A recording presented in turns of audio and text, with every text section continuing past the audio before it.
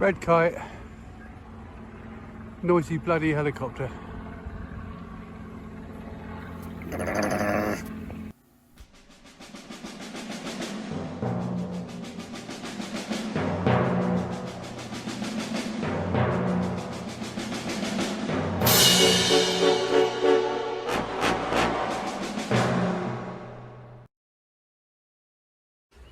Wow, some big old sorrel leaves growing here at the moment. I'm not going to eat that one because it's been sluggified, but yeah, big old sorrel leaves this year.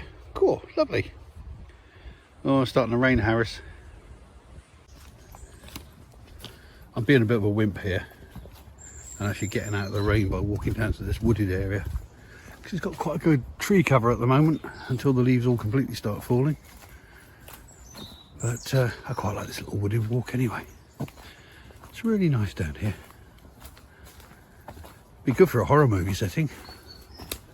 Some beautiful old trees and all sorts of weird and wonderful little gnarly shapes and little places where people could hide. Plus, of course, I am on a fungal watch. I'm looking out for any half decent fungus. This isn't so very far from where I found that chicken in the woods last week. So who knows what I might find. Now, I'd like to say that this is really, really unusual. I found a mushroom growing out of the trunk of a cherry tree, but I think it's part of the fairy trail because this is made from wood. But how wonderful! Look at that little fairy mushroom sticking out of a trunk. Fabulous. 5 days later and it's still here, and it's still looking pretty healthy, I have to say. That's really good news. Oh, I hope we get a few more this year. Still nothing on any of these cherry trees. Just having a quick look.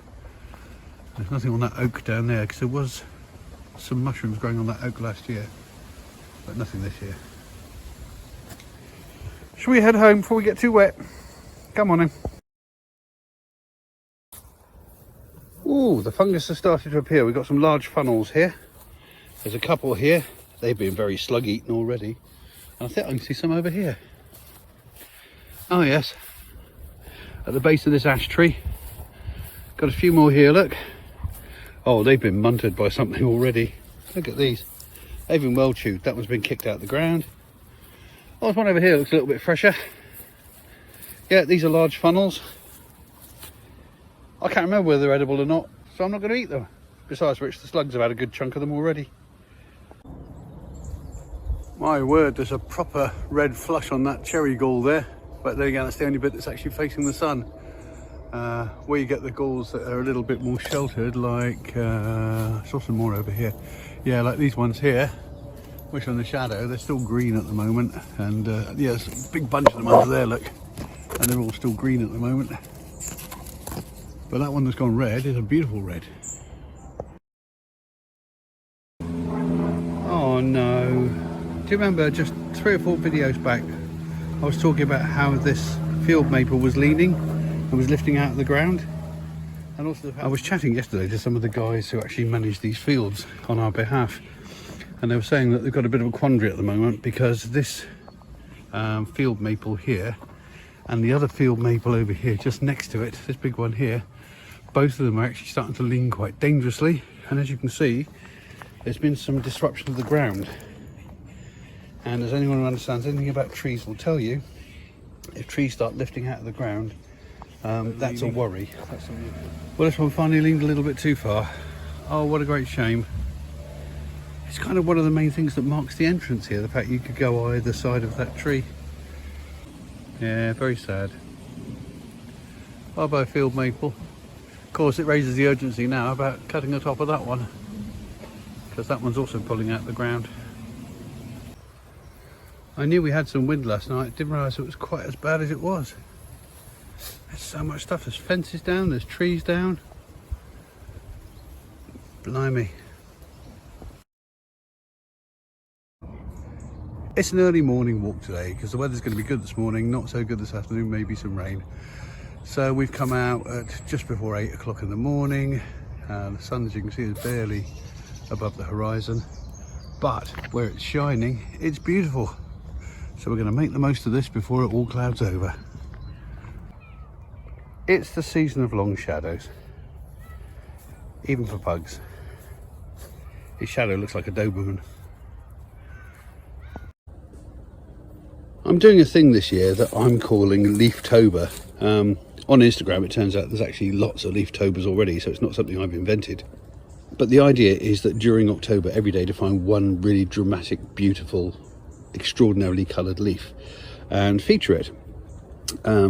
What I'll do is at the end of October I'll post them all up in a video on this channel, but in the meantime I'm just rooting around looking for interesting coloured leaves, and that one is a corker. Look at that one there, look. It's a cherry leaf. I love that orange going up to the middle of the green. That might be today's.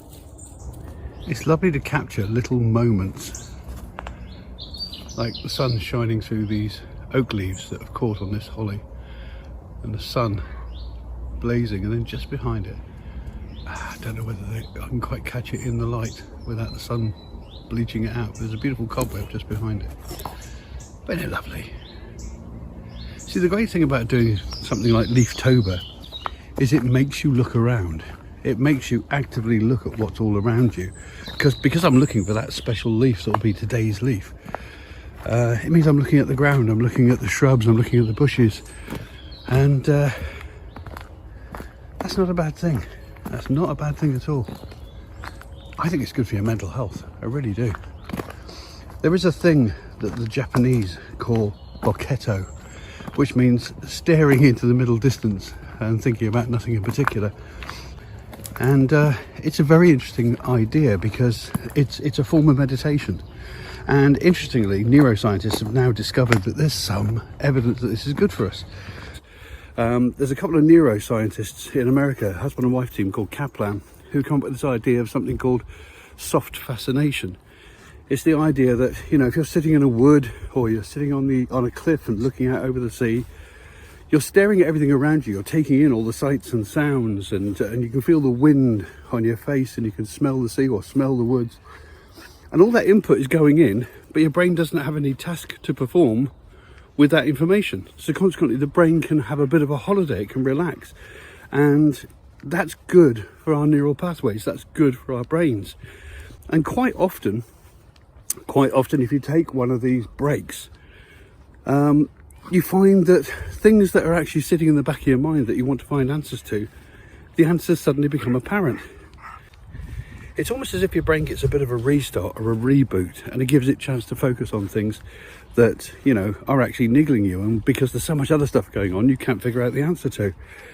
There's a proverb in Taoism and in the Tao Te Ching which goes something like, who can make the muddy waters clear? And what it's saying is that if you've got a bucket of muddy water, nothing you do, no stirring, no shaking, no anything will actually make that water clear. But if you leave it alone and you're still, it will settle itself. It will separate out, the mud and the water will separate, and you'll get the clean water on top. And that's exactly what they're saying happens in the human brain. And they were saying this 1,000 years ago. The fact that the more you are still, the more you are relaxing and not overtaxing your brain, the more easy it is to find answers. I'm a great believer in it. I'm a great believer in forest bathing. I'm a great believer in walks in the countryside, even walks in parks, in cities and towns. Anything like this that gets you to look around at what's happening in nature and breathe in fresh air. It's all good for you. It's all good for you.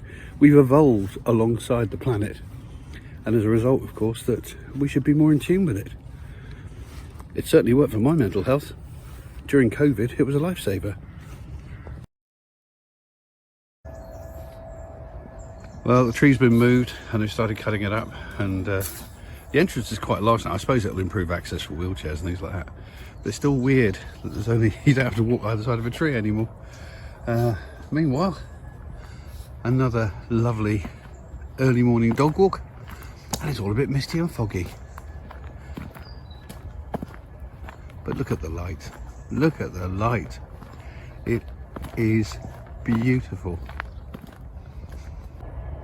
There is actually a frost on the fields this morning. It's our first frost of the year. Well, this end of the year anyway. Yep, that's an actual frost.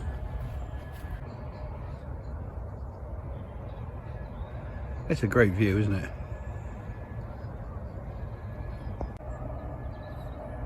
Looks like a painting, doesn't it? We've still got the mist with the sun going through it in the background there. Glorious. And that morning sun, just fabulous.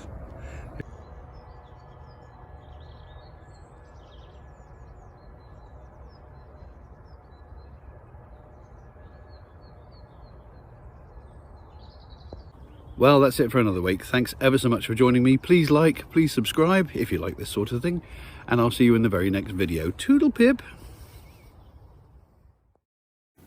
And don't forget that our neopagan Wheel of the Year calendar is now available to pre-order.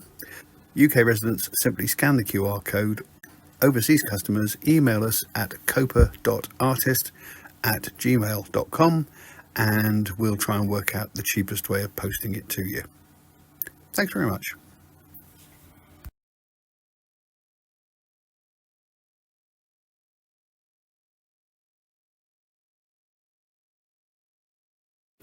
If you've enjoyed this video, then please consider subscribing. Or click on some of these links to look at some of the other videos on the channel. Or press the like button. Or leave a comment. It would be lovely to hear from you. Any combination of those four things would be wonderful. Thank you very much.